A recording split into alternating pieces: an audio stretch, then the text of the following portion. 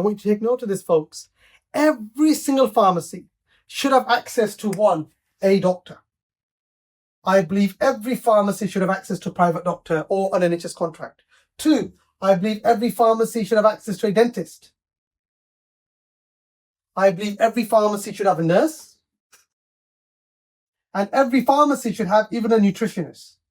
So you have this multidisciplinary team or a group of professionals working in an area so you can improve access to healthcare, but also benefit patients and privately. So when we're talking about expanding clinical services, we're talking about here. Imagine you have an area or a location where you have a doctor, you have a dentist, you have a nurse, you have a physio, you have a podiatrist, you've got a nurse, as I've mentioned to you. Absolutely, your revenue streams can increase because you're offering more and more services. Now we know this big boy right here, the NHS is struggling.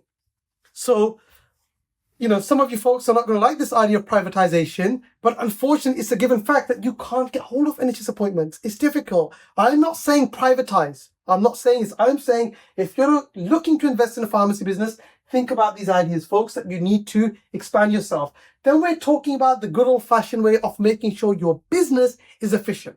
So you have to buy at the right price, because you're still dealing with stock. So where you've got this income coming in of £70,000 or £56,000, for example, with 7,000 items, if your stock is £40,000, folks, you're not going to be making much money, are you? So that's why you've got to buy properly. You've got to buy at the right price, and you've got to then, of course, make sure that that stock is efficient. And let me tell you something about Amazon. Amazon don't store stock. Their inventory is very well managed. Of course, they store stock, but it's in and out. You order, they bring in the stock, it gets dispatched. So no money, folks, no money is sat on the shelf. So that's about stock. Data, absolutely you need data. And as a pharmacist and a business owner, this is an area that we're lacking. Big businesses, for example, let's talk about the high street or the retail stores, have access to data. If I'm dispensing around 7,000 items, I would say, let's say each patient had 2 items. Okay, 7,000 divided by 2, I think, is 3,500. So 3, and we've got 3 at the back who's actually nodding, so not that I trust her maths, but apparently that's correct. So 3,500 patients. You should have access to with permission, their email addresses, their contact numbers. So when you're launching these services, you can easily inform them of these services. Now you see the benefit? So that's why data is important. Technology. Absolutely. As a pharmacy, we should be using AI tools to help patients get seen quicker. You could use AI tools with your staff to train them up. You can use AI tools to do stuff. Even this video that's been generated today, ideas have come from AI. So technology is always going to be important, and not just AI, but other forms of technology as well. For example, you might introduce robots in your pharmacy business. I mean, imagine this concept. Think about this, right?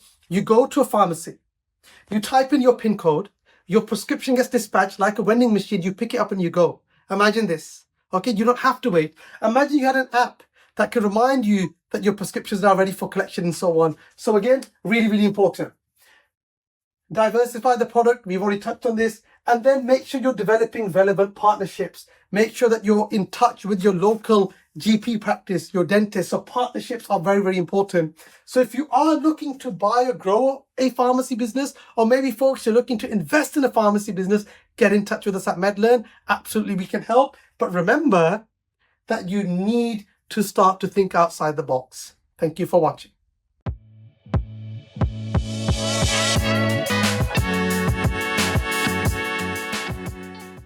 I want you to take note of this, folks. Every single pharmacy should have access to a doctor. I believe every pharmacy should have access to a private doctor or an NHS contract. 2, I believe every pharmacy should have access to a dentist. I believe every pharmacy should have a nurse. And every pharmacy should have even a nutritionist.